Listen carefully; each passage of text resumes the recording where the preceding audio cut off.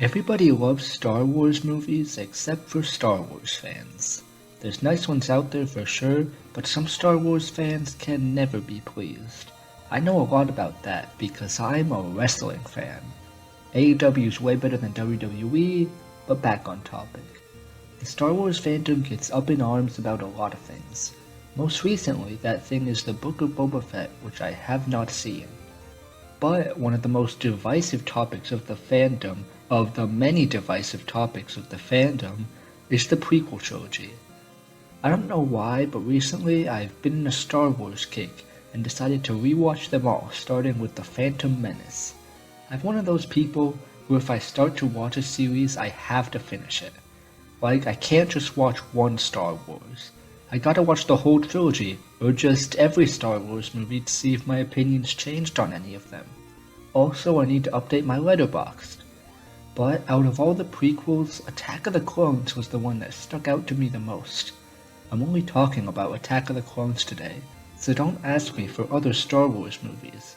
But in case you're wondering, Phantom Menace 3 out of 10, Revenge of the Sith 7 out of 10, Solo 7 out of 10, Rogue One 7 out of 10, New Hope 10 out of 10, Empire Strikes Back 10 out of 10, Return of the Jedi 8 out of 10, Force Awakens 8 out of 10, Last Jedi 5 out of 10, Rise of Skywalker 2 out of 10. Okay, Attack of the Clones time.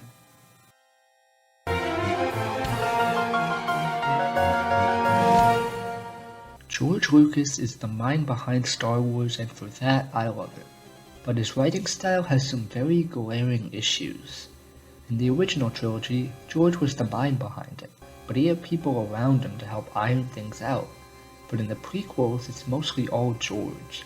There are lines of dialogue that are just big words that make no sense, and things that aren't explained, which makes the political aspects of these movies either dull, confusing, or both. I think that's one of the reasons people like Revenge of the Sith so much. It's just war and leaves most of the politics behind. I mean, it's still there, but it's not nearly as prevalent as these two. There are so many aspects of this movie that aren't really explained or conveyed efficiently. Why do the Separatists want to leave? It says they're leaving in the opening title crawl, but the movie never tells us why. Why does Obi-Wan jump out a window if he's scared of flying? Why is the assassin revealed to be a shapeshifter if she doesn't shapeshift? Why would you give any political power to Jar Jar Binks? Some of these are just basic screenwriting errors that could easily be fixed. Like, just imagine if Denis Villeneuve did the prequels. Imagine how much better everything would be. And I'm not trying to shit on George Lucas. For this movie, the ideas and vision are there, but it's all messy. If he had some more people to help smooth things over with the dialogue and writing, I think the pieces are there for a good movie. Film is a collaborative effort. I've made short films by myself. I know how hard it is. 2 out of the 3 original trilogy movies weren't even directed by George. He still had a heavy hand in production, obviously, but in the prequels, a lot of his great attributes and his flaws are all pushed to the forefront, leaving for a sensory mess. And a lot of that mess is put into his characters. Which brings me to...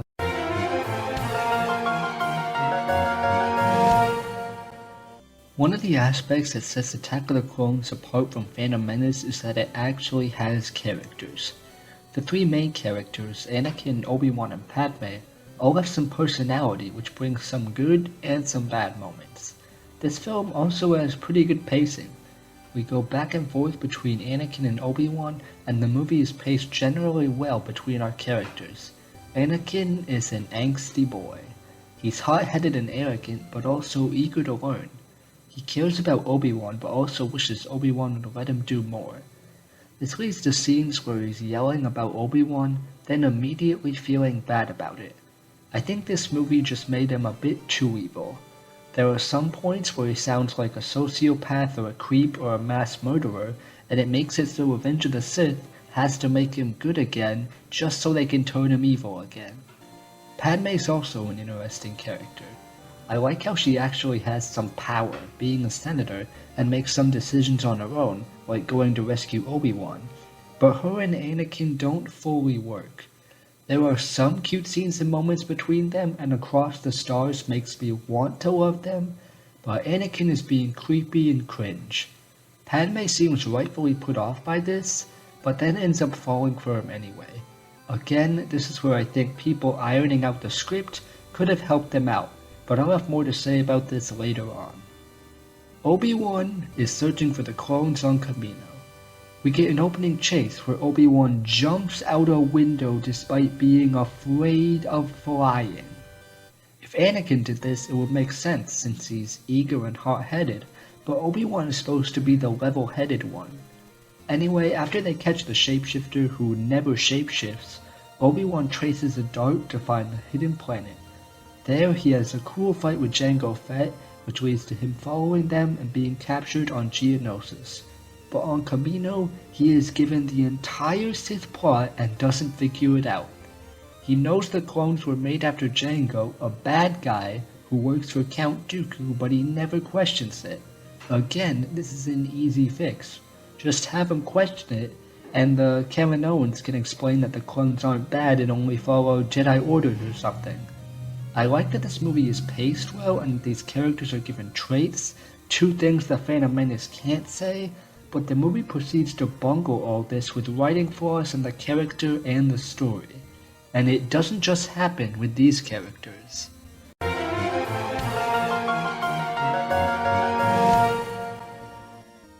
So Anakin, Obi-Wan, and Padme all have problems as main characters, but what about everyone else? Yeah, they're not much better. Count Dooku is a decent villain, but he only really becomes a major player towards the second half of the movie. His whole thing is that he used to be a Jedi, but his character is kinda bland. Nothing awful, but at least Darth Maul had the double-bladed lightsaber and did flips. At least General Grievous is funny. Dooku doesn't have enough to set him apart, and he doesn't become a threat until the second half of the movie. And in the climax, it doesn't help Dooku's case that he has the worst lightsaber battle in the prequels. The battle on Geonosis was cool and fun, but the Dooku fight, compared to the fight choreography we got in Duel of the Fates, is not great.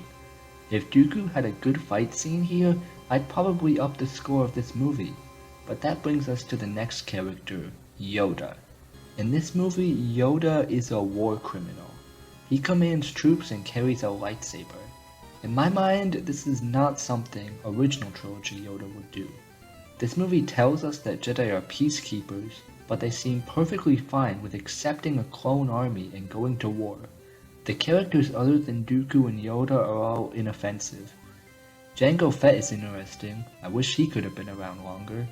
That's another problem the prequels have. The villains are constantly rotating in and out. They get their little moments, then they're killed off. Dooku and Palpatine are the only villains in multiple movies, and Palpatine isn't a villain until the third movie. But I'm getting upset, so let's talk about the good stuff.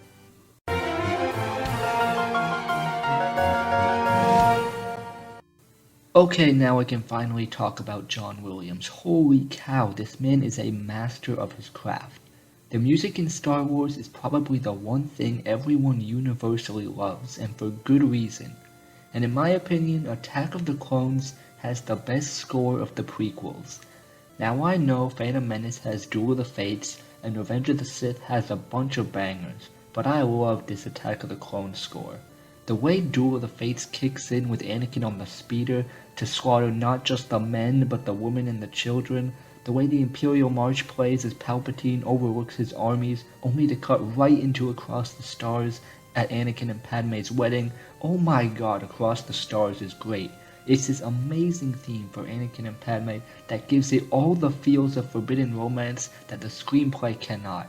Across the Stars makes me want to love Anakin and Padme. Duel of the Fates makes me want to feel for Anakin's turn to the dark side in a way the screenplay can't convey. John Williams makes me want to love this movie. And not only that, but some of the shots. This shot of Anakin and Padme as they're taken out into the arena with Across the Stars blasting. Star Wars isn't typically known for its cinematography, but in most movies you can usually find at least one shot that looks really good. The cinematographer for the entire prequel trilogy was David Tattersall. Let's see what else he's shot. The Green Mile, haven't seen it. Ooh, Speed Racer. Ooh, this one's really interesting. The Tooth Fairy. Not everything in this movie looks great, but that shot with the score alongside it is really, really good.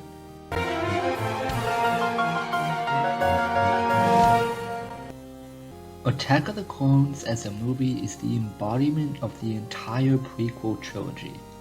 It has all the same problems as the others: bad dialogue, bad writing, a poorly conveyed political plot, and a revolving door of villains, held together by excellent music and potentially great characters being hampered by the script and direction.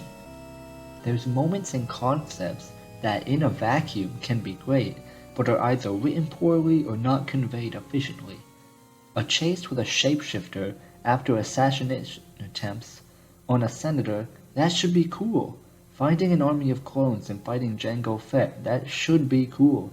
Seeing Anakin in a forbidden romance as he continuously falls towards the dark side instead of a flip-flopping between good and evil should be cool.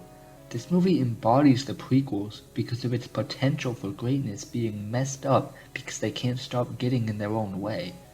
I spent a lot of time trying to decide what's worse between Attack of the Clones and The Phantom Menace. Attack of the Clones has better pacing and is less boring, but Phantom Menace doesn't blunder as much of the plot because you can't really understand what the plot is.